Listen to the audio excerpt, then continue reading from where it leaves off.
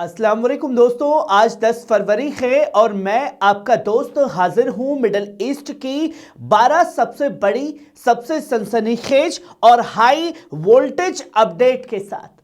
कहीं मैदान में स्नाइपर्स का पावर शो है, तो कहीं डिप्लोमेसी की शतरंज है, तो कहीं अमेरिका की चाल हर जगह बेनकाब हो रही है, तो कहीं बात होगी ईरान साफ कह रहा है कि बराबरी के बिना कोई सौदा जो है अमेरिका से नहीं किया जाएगा।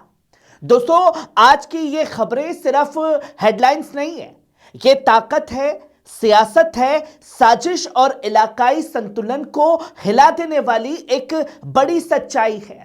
तो बने रहिए पल पल न्यूज के साथ, क्योंकि यहां आपको मिलती हैं खबरें नहीं, खबर की असली तस्वीरें जो आप तक पहुंचाई जाती है। जहां आप पहली खबर अपनी स्क्रीन पर देख सकते हैं, शहीद अल समाद बैच के स्नाइपर्स का जबरदस्त मिलिट्री शो यमन से देखने को मिला।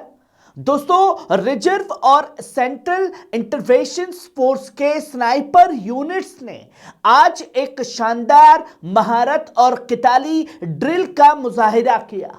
इस ड्रिल को नाम दिया गया शहीद अल समाद बैच। इस इस्तेदाद भरे शो में निशानेबाजी, तेज रिएक्शन और हाई लेवल ट्रेनिंग साफ तौर पर नजर आई। ये मुजाहिरा कौम की हिफाजत और शहीदों की कुर्बानी को सलाम पेश करने के लिए किया गया है। वहीं आप ये दूसरी खबर देखिए, पल पल न्यूज की खास मुलाकात डॉक्टर मोहम्मद फतह अली से। दोस्तों, आज इस्लामिक रिवोल्यूशनरी की 47वीं एनिवर्सरी और इस्लामिक रिपब्लिक ऑफ ईरान का नेशनल डे था। इसी खास मौके पर पल पल न्यूज की टीम ने आज मुलाकात की डॉक्टर मोहम्मद फतह अली से। इस खास बातचीत में ईरान के मौजूदा हालात, अवाम की जिंदगी और आगे की राह पर खुलकर बातचीत हुई है।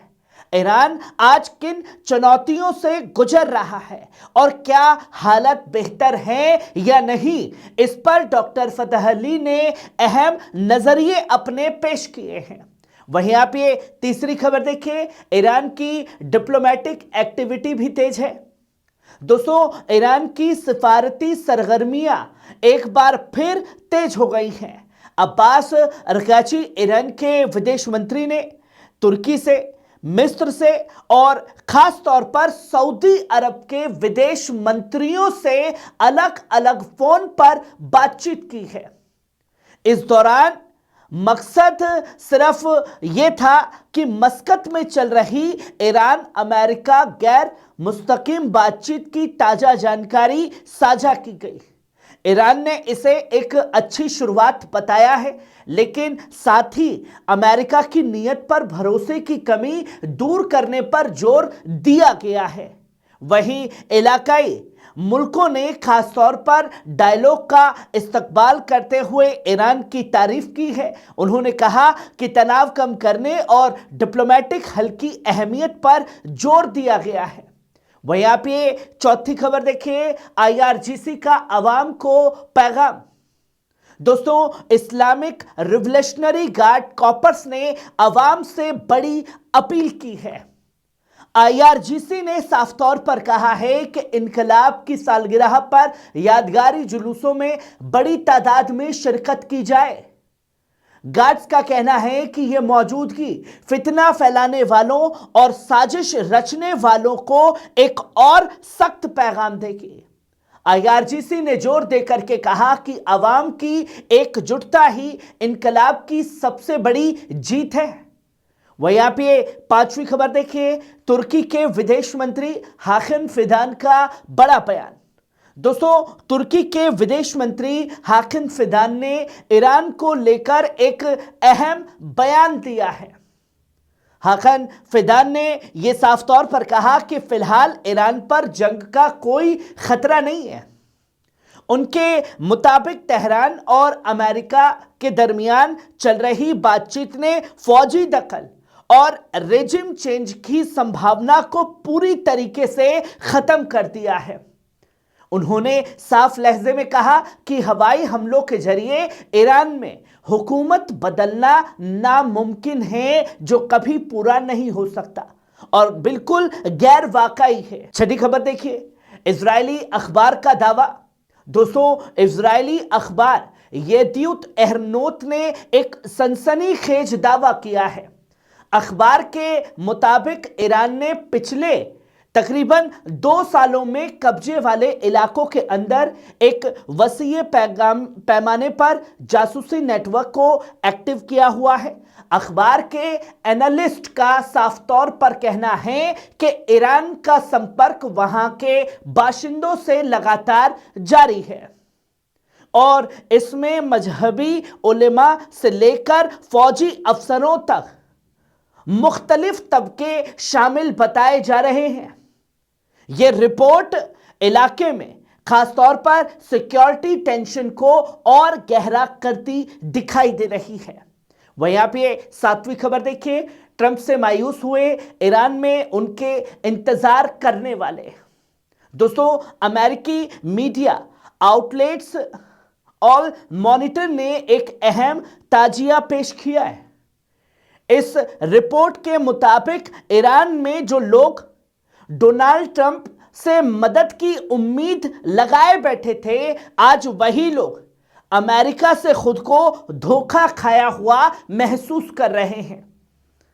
ऑल मॉनिटर ने साफ तौर पर लिखा है कि करीब 1 महीने पहले ट्रंप ने ईरान में प्रदर्शनकारियों को मदद का वादा किया था, लेकिन आज वही ट्रंप अमेरिकी वफद को ईरान के साथ न्यूक्लियर बातचीत की मेज पर ले आए हैं। इस अचानक डोनाल्ड ट्रंप के बदले रुख ने उन लोगों के अंदर गहरी बेवफाई और मायूसी का एहसास पैदा कर दिया है जिन्हें यह लग रहा था कि ट्रंप आएगा और बचाएगा। वहीं आप ये 8वीं खबर देखिए, वेस्ट बैंक में इजराइल के नए कदमों की बड़ी मजम्मत की जा रही है। दोस्तों, इस्लामी और अरब दुनिया से एक अहम और सख्त रिएक्शन सामने आया है। 8 इस्लामी और अरब मुल्कों के विदेश मंत्रियों ने इजराइल के नए फैसलों की शदीद अल्फाज में मजम्मत की है।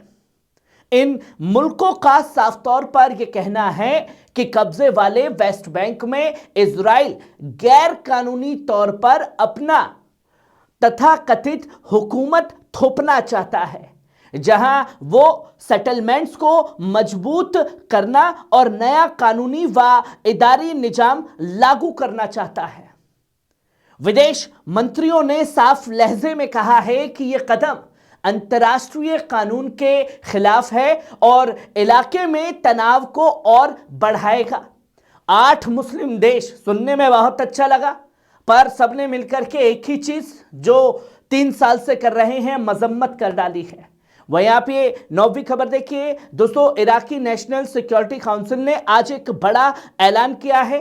शहीद सैयद मोहम्मद बाकिर अल सद्र और उनकी बहन बिन्त अल हुदा के कातिल को फांसी की सजा अमल में लाई गई है और साथ ही साथ सिक्योरिटी एजेंसी के मुताबिक तमाम कानूनी और अदालती कार्रवाइयां पूरी होने के बाद मुल्जिम सादुन सबरी अल कैसी को और साथ ही साथ फांसी देकर सजाए मौत दी गई है।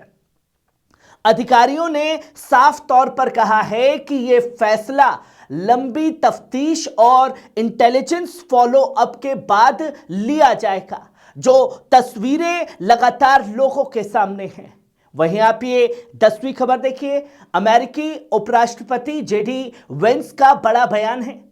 दोस्तों, अमेरिका का उपराष्ट्रपति जेडी वेंस ने ईरान को लेकर एक अहम बयान दिया है। आर्मेनिया के दौरे पर जेडी वेंस ने कहा है कि ईरान के साथ बातचीत में कोई भी रेड लाइन तय नहीं की गई है। मतलब अब रेड लाइन पार करनी है या नहीं, यह अमेरिका का खुद का फैसला है। उसने बताया कि अमेरिकी राष्ट्रपति डोनाल्ड ट्रंप भी तेहरान के साथ एक समझौते के ख्वाहिशमंद थे। वेंस ने साफ तौर पर कहा है कि अगर ईरान से डील होती है तो उसका फायदा सिर्फ एक मुल्क को नहीं बल्कि तमाम पक्षों को होगा और अगर यह जंग होती है तो तमाम लोगों को इसका खामियाजा भुगतना पड़ेगा। वहीं आप ये 11वीं खबर देखिए, ईरानी राष्ट्रपति मसूद पेजेश्किन का एक साफ पैगाम सामने आया है। दोस्तों, ईरान के राष्ट्रपति मसूद पेजेश्किन ने बड़ा और वाजे बयान दिया है। उन्होंने साफ लहजे में कहा है कि ईरान के लिए वही बातचीत काबिल कबूल है जो बराबरी की बुनियाद पर हो और जिसमें दोनों तरफ फायदा हो। ये जेडी वेंस को साफ तौर पर मैसेज दे दिया गया। पेजेश्किन ने जोर देकर के कहा कि राय में इख्तलाफ हो सकता है, लेकिन ईरानी अवाम अपनी सरजमीन, सलामती और सियासी आजादी के दिफा के से एक कदम भी पीछे नहीं हटेगी। उन्होंने यह आरोप लगाया है कि गजा, सीरिया, यमन, कतर और ईरान में अमन बिगाड़ने वाली ताकतें अराजकता फैलाने की हौसला अफजाई कर रही हैं।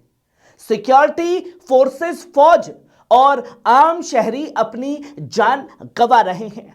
वहीं आप ये आखिरी और 12वीं खबर देखिए, ईरानी बैलिस्टिक मिसाइलों की रेंज में अमेरिकी ठिकाने, एएफपी का चौंकाने वाला इंफोग्राफिक। दोस्तों, एजेंसी फ्रांस प्रेस यानी एएफपी के एक अहम इंफोग्राफिक में दिखाया गया है कि ईरान की मीडियम रेंज बैलिस्टिक मिसाइलें मिडल ईस्ट में मौजूद अमेरिकी फौजी ठिकानों और अहम इंफ्रास्ट्रक्चर तक पहुंच की सलाहियत रखती हैं। इस नक्शे में उन तमाम बेसेज को दिखाया गया है जहां अमेरिकी फौज तैनात है और साथ ही साथ एएफपी ने यह भी बताया यह रेंज तखमीनी है क्योंकि मिसाइल की मार इतनी तेज है कि वॉर हेड के वजन के हिसाब से बदलती रहती है, जहां अमेरिकी बेसिस का बचना नामुमकिन है। यह इंफोग्राफिक इलाके की सिक्योरिटी सिचुएशन पर गंभीर सवाल खड़े करती है। अब खुद दुश्मन के अखबार भी ये मानने लगे हैं कि ईरान ने अगर मिसाइलें दागी तो अगर जहां गिरेंगी वहीं तबाही मचाएगी। खबर कैसी लगी कमेंट बॉक्स में आकर के अपनी राय जरूर दीजिएगा। शुक्रिया।